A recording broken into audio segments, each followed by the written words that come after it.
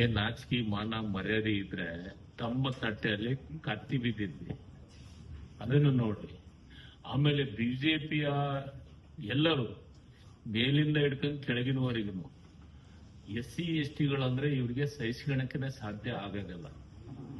SC ST ಗಳಂದ್ರೆ ಇವ್ರಿಗೆ ಒಂದ್ ರೀತಿ ಬಾಯಲ್ಲಿ ಮಾತ್ರ ದೊಡ್ಡ SC ST ಗಳನ್ನ ರಕ್ಷಣೆ ಮಾಡೋ ರೀತಿಯೊಳಗೆ ಮಾತಾಡ್ತಾರೆ. ಆದ್ರೆ SC ST ಗಳನ್ನ ಎಂದೂ ಇವರು ರಕ್ಷಣೆ ಮಾಡಂತ ಪ್ರಶ್ನೆ ಬಂದಿಲ್ಲ. ಉದಾಹರಣೆ, ಉತ್ತರಾಖಂಡದೊಳಗ ಈ ದೇಶದ ಕಾಂಗ್ರೆಸ್ ಪಕ್ಷದ AICC ಅಧ್ಯಕ್ಷರು ಒಬ್ಬ ಬ್ಲಾಕ್ ಕಾಂಗ್ರೆಸ್ ಅಧ್ಯಕ್ಷರಾಗಿ AICC ಅಧ್ಯಕ್ಷರಿಗೆ ಹೋದಂತ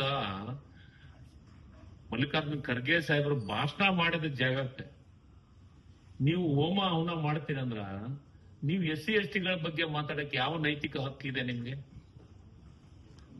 ನಾಗೇಂದ್ರ ದುಡ್ಡು ST ದುಡ್ಡನ್ನ ಇದು ಮಾಡಿದ್ದಾರೆ ಅನ್ನೋದಕ್ಕೆ ಯಾವ ನೈತಿಕ ಹಕ್ಕಿದೆ? ಅದನ್ನ ಖಂಡನೆ ನಿರ್ಣಯ ಮಾಡೋ ಹೊತ್ನ್ಯಾಗ ಅದ್ರ ಬಗ್ಗೆ ಯಾರಾದ್ರೂ ಮಾತಾಡಿದ್ರ? ಯಾರು ಮಾಡಿದ್ದು ಹೋಮ ಹವನ? ಬಿಜೆಪಿಯರಲ್ಲ. ಅವ್ರಿಗೇನಾದ್ರೂ ಒಂದು ಹೇಳಿಕೆಯನ್ನ ಕೊಡುವಂತ ಕೆಲಸ ಏನಾರ ಮಾಡಿದಾರ ಇವರು? ನೀವು ಬರೇ ಎಂದೂ SC ST ಗಳಿಗೆ ಸಹಾಯ ಮಾಡಿದಂತ ಒಂದೇ ಒಂದು ಯೋಜನೆ ಇವತ್ತಿನವರೆಗೂ ಇವರ ಅಧಿಕಾರಾವಧಿ ಇಲ್ಲ.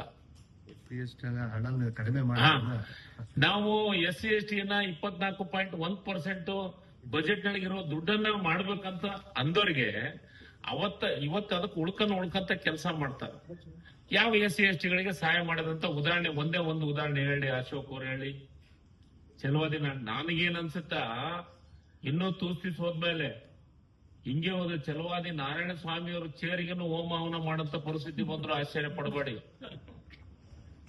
ಈಗೇನು ಅವ್ರು ವಿಧಾನ ಪರಿಷತ್ನಾಗ ವಿರೋಧ ಪಕ್ಷದ ನಾಯಕರು ಚೇರಿ ಕುಂತಾರಲ್ಲ, ಮತ್ತೆ ಮುಂದಿನ ಸತೆ ಯಾರಾದ್ರೂ ಬೇರೆ ವಿರೋಧ ಪಕ್ಷದ ನಾಯಕರು ಬಂದಾಗ ಅದಕ್ಕೂ ಆ ಚೇರಿ ಹೋಮ ಹವನ ಮಾಡ್ತಾರೆ. ಯಾಕಂದ್ರೆ ದಲಿತರು ಕುಂತಾರಲ್ಲ ಅಲ್ಲಿ ಶುದ್ಧೀಕರಣ ಮಾಡ್ತಾರೆ. ಅಂದ್ರೆ ನೀವು ಇದನ್ನ ಖರ್ಗೆ ಸಾಹೇಬ್ರಂತವ್ರನ್ನೇ ಸಹಿಸ್ಕೊಳಕ್ ಆಗಲ್ಲ.